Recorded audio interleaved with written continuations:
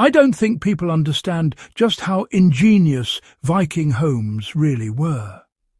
For hundreds of years, Norse people who settled in Greenland and Iceland were mostly known through old stories, amazing tales of how they survived, but we didn't know much about their everyday lives. Archaeologists changed that. They dug up not just old ruins, but Viking homes that were amazingly well kept. These weren't just simple shelters, they were smart buildings, made with a deep understanding of the tough northern environment. What they found showed a lost kind of genius. Homes that had lasted for 1,000 years, outliving many modern buildings. Viking settlements like Lonso Meadows and across Iceland and Greenland had longhouses so complete you could walk through their ancient doors. Their strength was incredible, showing a way of building that was both tough and smart. These homes blended into the land, built from stone and thick grass, almost impossible to see from far away. This wasn't just hiding, it was a design choice, working with nature, not against it. The Vikings were experts at building in a way that used only what was available, long before we even had a word for it. Every detail, from where the fireplace was to how thick the walls were, came from generations of knowledge. Archaeologists weren't just finding old objects, they were uncovering a plan for how to survive in one of the world's toughest climates. These old builders have lessons for us, maybe even more important now than ever before. To truly understand Viking homes, you need to know about the world they lived in. Iceland and Greenland, lands of fire and ice. Settlers from Norway came to a place with brutal winters, strong winds, and not many resources. The sun barely came up for months. Cold and wind were always a danger. With few trees and not much wood, they used wood that washed ashore, stone, and the very ground beneath their feet. Building a shelter here wasn't just about staying warm. It was about staying alive against storms and deep snow. Any mistake in how they built could be deadly. The Vikings faced big questions: how to build with little wood, how to stay warm with not much fuel, how to stand up to winds as strong as a hurricane. Their answer wasn't just using brute force, but smart ways to adjust. They studied the land, used what was around them, and made homes that met every challenge the Arctic threw at them. The result, a building perfectly suited to its environment. The Viking home was successful because it cleverly used materials from the area. Builders started with a stone base. This held the house down and kept water from the ground out. On top of this, they stacked blocks of grass, chosen for their thick, strong roots, laid out in a pattern like fishbones for extra strength. These thick walls, more than 3 feet wide, kept out the wind and insulated against the cold. Inside, a simple wooden frame held up the roof, using valuable wood carefully. The roof itself was covered with layers of birch bark and grass, creating a living green roof, a modern idea, but done a long time ago. This thick, earthy shell provided amazing insulation and soaked up rainwater. The design allowed for large, strong homes with very little wood. The result was a building that was both a fortress and a living thing, made from the land itself. Every part had a purpose, making it as strong, warm, and resourceful as possible. The Viking longhouse was a perfect example of building in a way that used resources wisely and fit its specific location. The genius of the longhouse was how it controlled the climate inside. Thick grass walls acted like a wool sweater, trapping air and slowing down heat loss.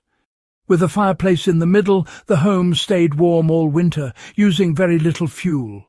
But just insulation wasn't enough. Humidity was a problem. People, animals and cooking made moisture, which could lead to dampness and mould. Modern homes use special barriers and fans, but Vikings relied on the grass's ability to breathe. The walls, which let air pass through, allowed water vapour to escape, stopping water from building up and causing rot. This natural way of controlling humidity kept the air dry and healthy. The roof, too, soaked up rain, but let the house breathe. In summer, the grass on the roof helped dry out the building by releasing water vapour. The house was like a living system, changing with the seasons. With soil and grass, Vikings achieved what we now try to do with complicated technology. Their homes manage warmth and humidity naturally, centuries ahead of their time. At the heart of every longhouse was the langelder, a central fireplace. It gave light, warmth, and a place to cook, but its real brilliance was in how it managed heat. The longhouse used natural air movement.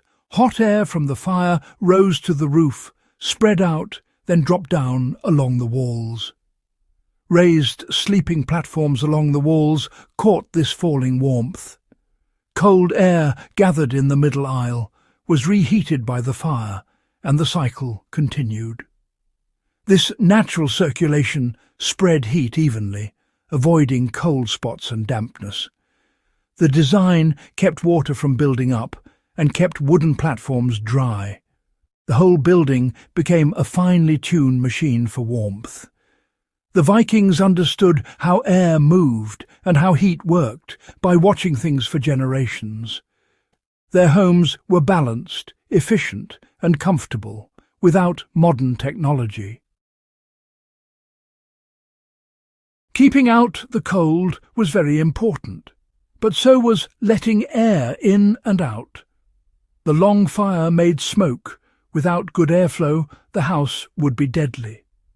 Vikings used adjustable roof vents, protected by wooden structures or covers. These let smoke out while keeping warmth in, even in strong winds. The stack effect pulled smoke out efficiently, like a natural chimney. Controlling airflow also saved precious fuel, letting fires burn slowly and steadily. Fresh air seeped in through the grass walls or small openings, coming in gently at floor level. This created a complete system, good air quality, even heat, and saving fuel all working together. The home was both sealed and breathable, a delicate, life-saving balance. Viking ventilation was simple, smart, and essential for survival. Modern attempts to rebuild Viking longhouses often don't work. They get damp, mouldy, are hard to heat, and fall apart quickly. Why? The secret isn't just in the design plans, but in the builder's deep, hands-on knowledge. Vikings knew exactly which grass to cut, when to cut it, and how to stack it for the perfect balance of strength and breathability. Modern machines often pack the soil too tightly, ruining its ability to insulate. Using the wrong type of grass or making walls too dense traps moisture, causing them to rot. The original skill was taught by doing, not by writing it down. True sustainable building is more than just materials, it's about understanding the land. The Vikings' homes were a result of knowing a lot about soil, weather, and plants. Our failures show that copying the look without understanding how it works leads to problems. Real success comes from working with nature, not just copying it.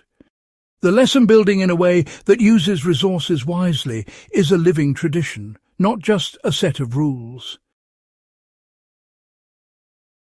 The Viking longhouse isn't just history, it's a plan for our future. In a time of climate problems, their methods offer important lessons in how to use resources wisely. Using local materials greatly reduces pollution.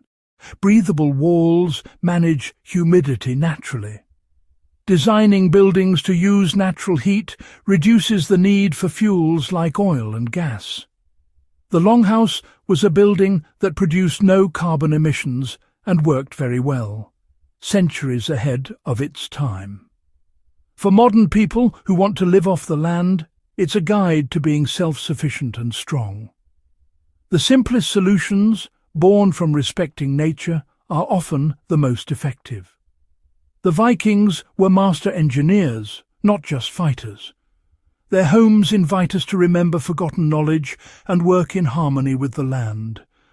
The question is, are we smart enough to listen?